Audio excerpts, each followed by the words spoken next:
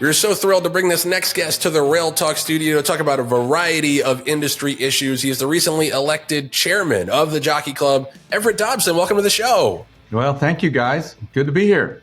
We're so glad to have you. Obviously, we're gonna discuss a wide variety of issues, as I mentioned, but I wanted to start with what your motivation was to run for chairman of the Jockey Club. Like, you've obviously been involved in racing for a little while now, but what was like the impetus for you to get involved at a leadership level? Well, it started with a conversation that I had with several of the stewards that wanted to inquire about my willingness to be considered for the position, and I reluctantly agreed after many conversations with several of the stewards at the time. So it was a long process. I really searched the whole industry for somebody that I felt would do a better job and had the capabilities of doing it. And every time I would turn around, they would insist that I needed to step in. So there you go. Here I am.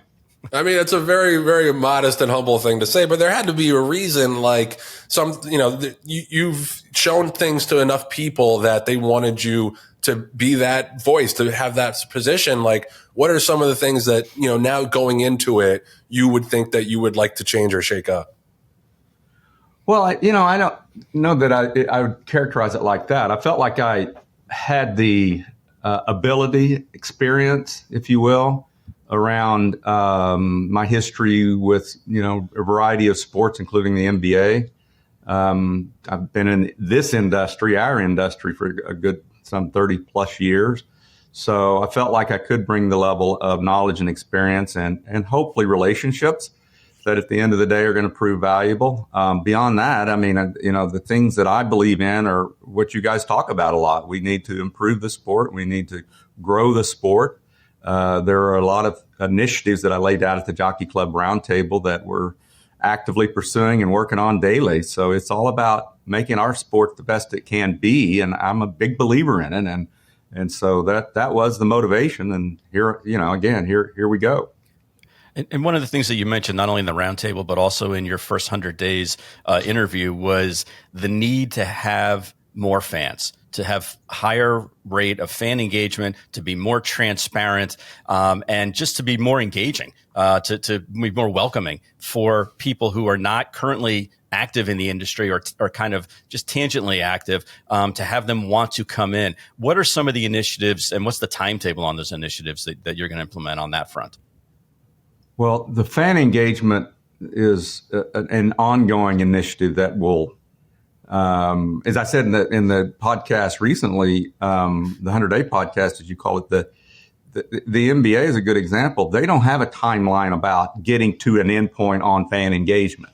It's perpetual, mm-hmm. and that's the way I think about it. The task and the methods by which we go achieve that fan engagement are, varied and different, and we're embarking down that path right now. But I can't make a case for this sport long term unless we increase the fans that come into the sport, both on the betting side and just general fans that want to come watch our majestic, incredibly exciting sport up close and personal. That's a non-starter for me. We just have to go in that direction. Well, and on the fan side, I think we've kind of caught lightning in a bottle with Griffin Johnson this past year, and is bringing so many more young 20-something eyes to the sport than I've seen, certainly in my lifetime covering and watching racing. But the question I think that comes after that is, how do we capture that and turn it into revenue, turn it into betting handle, turn it into ownership down the line? So my question to you would be, what's the next step? How do we build upon the success and the attention that Griffin has given us the past year or so? Oh, it's like a lot of things in the world of business and any organization. It's one task at a time, one conversation at a time. You will see it when you see ratings improve, when you see handle improve, when you see the foal crop start to improve. But how you get there is just a whole lot of blocking and tackling and down in the trenches, daily activities that make it happen. So, it's hard to say, oh, here's the silver bullet, let's go do that. And suddenly the sport's, growing beyond recognition.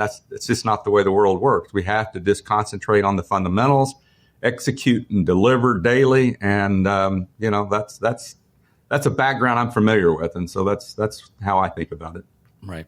And Everett, just going back to the previous podcast, where you were laying out some of your initiatives, one of the things that you spoke about was HISA's performance, more so in the budget standpoint than the actual, is everything going smoothly and everything that they wanted to achieve, are they recognizing and achieving?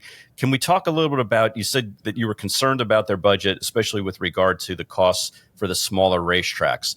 Now, you're considered a small city owner, yet you were champions. So how do we make things better for the smaller tracks, the smaller venues, so that way they can stay compliant and make HISA work to the best of its ability?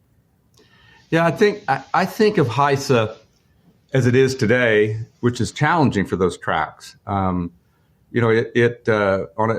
We've had a dispute amongst the industry as to how to bill and pay for HISA. That's going to get resolved. HISA is going to do a new payment methodology beginning 1/1 of 26. Additionally, we've got several of our larger states and they're in tracks that aren't participating today. So we're not fully at scale. Right. Is what I would say. So the HISA of the future should be at scale. We should have the per start methodology implemented. Beyond that, we've got to right size the cost structure of this industry. And we've got a mandate from Congress through HISA that is very clear. So there are some things that HISA can't compromise on. So leadership in this sport needs to collaborate. We need to understand the nuances of the cost structure. We need to be prepared to just assist in every way we can. Mm-hmm. But HISA today is different than HISA should be in the future. And I'll be honest with you, I was probably the most disappointed I've been in the job since I started on it a while back, was not getting a Supreme Court decision.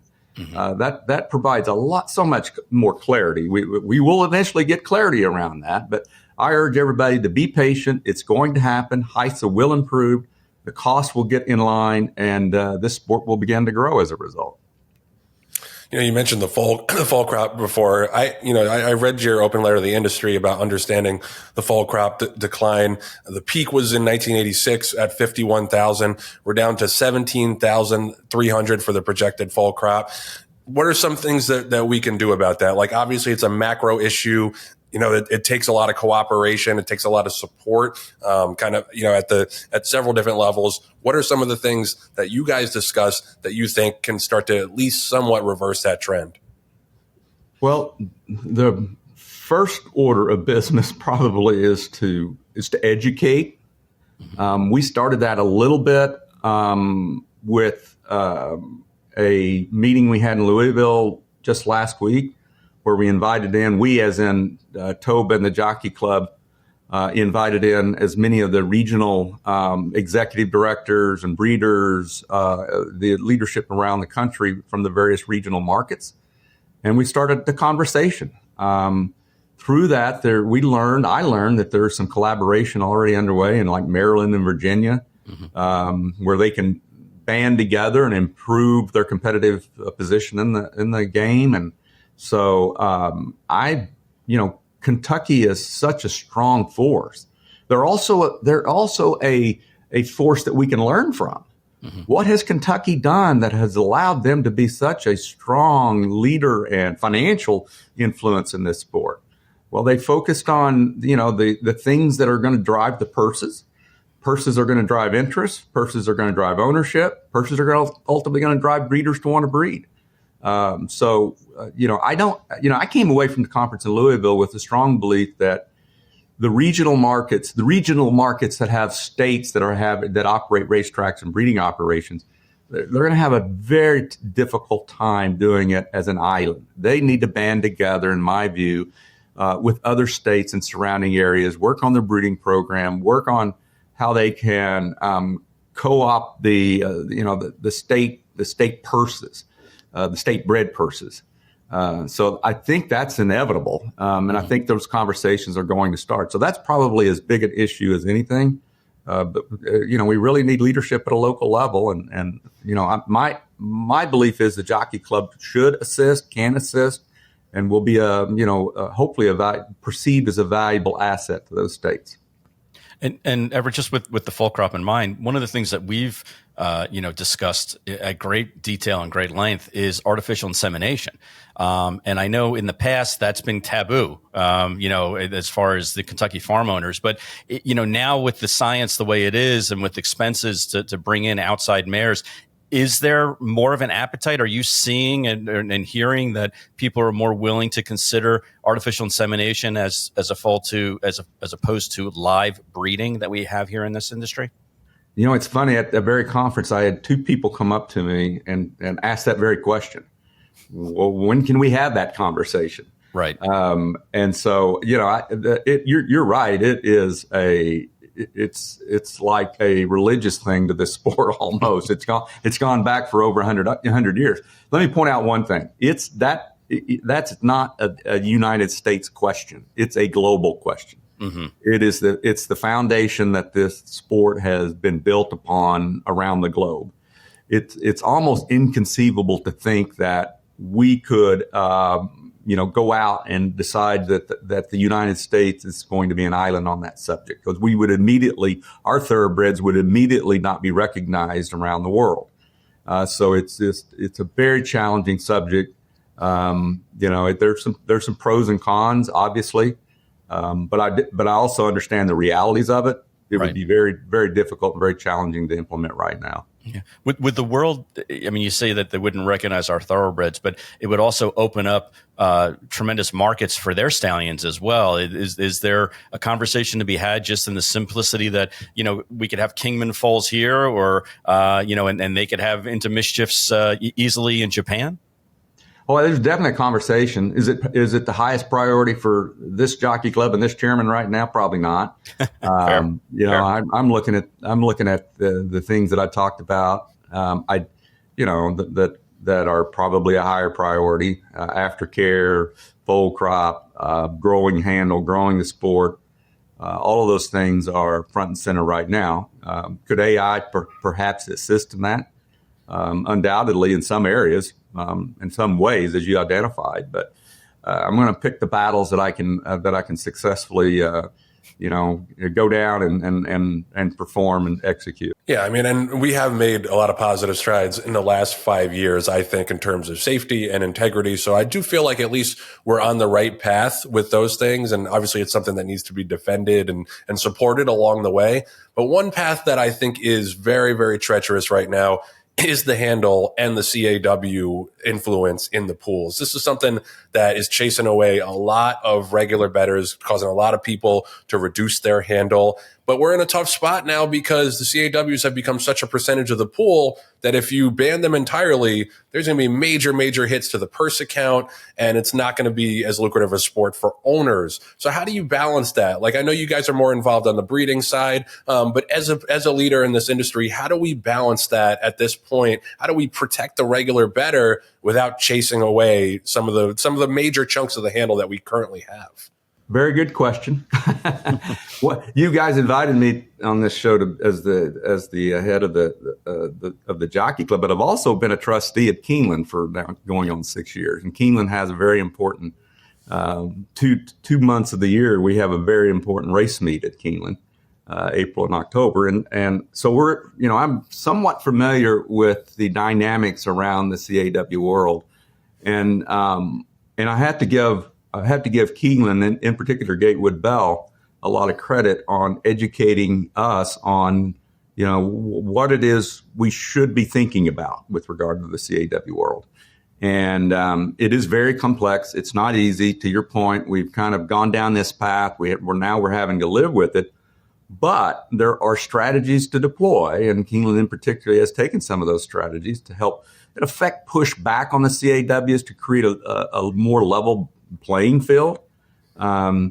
To eliminate them, you're right, would be catastrophic for the near-term success of the businesses that own and operate racetracks. But it's really a decision. It's a business decision at the racetrack level.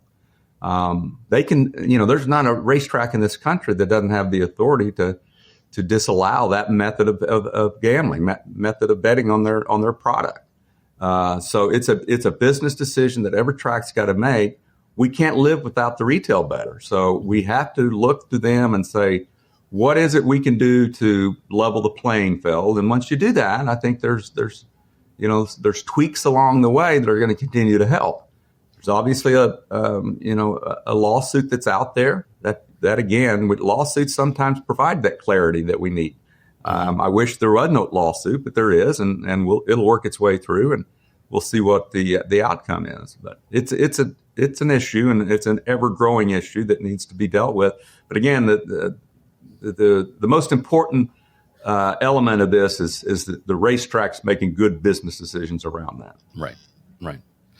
Everett, I just want to pick your brain on something. Obviously, you come in to our sport with a 30-year history, like you mentioned, and you've been in the NBA on the ownership side, and you recognize that they have to make some collective decisions to make the industry better. But you've also mentioned, I don't think that the thoroughbred industry needs a commissioner. Why don't you think we need to have a central power position? And can both sides find common ground with working together, whether it's aftercare or as Joe mentioned, the CAWs or something where we can get everyone kind of on the same page for one topic and then hopefully build from there. I know it's a faceted question, but you're the man in the seat, so I figure you're the best person to ask. Well, first of all, I think it would be wonderful if we had more centralized authority in the U.S. thoroughbred racing and breeding industry. We don't. It's very. It would be. And again, I told you I was very keen on picking my battles, trying to create a commissioner position that in turn has the authority that and the respect that are necessary for that position. That's a big challenge.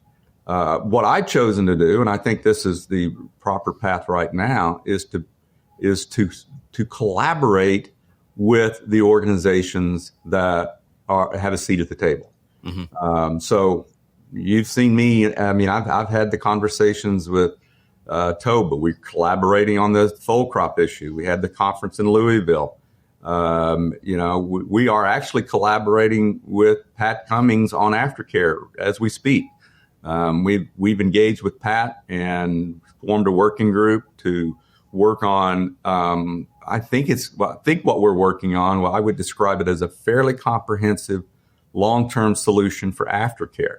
So things can get done. We got 100% bonus depreciation done. Right. I said this recently. I make no excuses because we don't have a commissioner. That's not the way I'm approaching. I don't approach life that way, and I'm not going to approach this job. But it does require that we have to use the power of persuasion sometimes. I'm a big believer that some of the most important voices in this sport are the racetrack owners. Mm-hmm. Through the racetrack owners, and as I described, their business decisions, they can improve handle, they can improve fan engagement. We can have a much better ecosystem around the sport when the racetracks are successful. And so, again, one of my initiatives, one of my strong beliefs, what can we do to make our racetracks more successful and more profitable at the same time? So, yeah, there's work to do, but do we need it? Do we need a centralized authority? Not in my opinion. I think we can get there without it. Yeah, well, it takes unification and collaboration, which is something this industry has historically not been great at, but I'm seeing more and more of it over the last several years, which is exciting to see. All right, last question from me. You are an owner of the Oklahoma City Thunder, the defending champion Oklahoma City Thunder. So congrats on that. First of all, they're killing it again this year. To me, I'm interested in hearing about the business of running the Thunder because I think this is probably the most competent organization in the NBA. You had the rise with Kevin Durant and Russell Westbrook and James Harden. That kind of fizzled at some point, but it seemed immediately you guys were able to turn it around with the draft picks and find a superstar and get back to the top of the game. How behind the scenes, how hard was that? And how many people did it take to kind of make that pivot? And are there any lessons that you've learned from owning the Thunder that we can apply to this industry? Thunder, or frankly any organization, I've never seen a successful organization that didn't have really good people doing their jobs really well. And so if you ask me to pinpoint what makes the Thunder, our leadership both at the ownership level, but also our general manager, Sam Presti, is, in my view, the best of the best in this world. So it all starts with leadership. A culture has been developed at the Oklahoma City Thunder.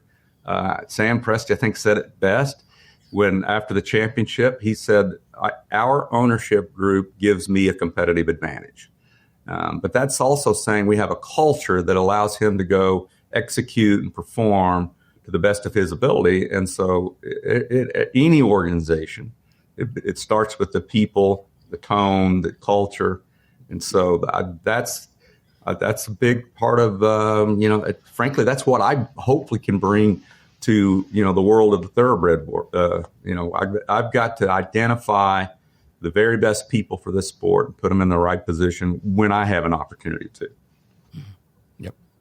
Everett, my last question is a straightforward one. And that is, with the first 100 days of you being in office, has there been any surprises so far, good or bad?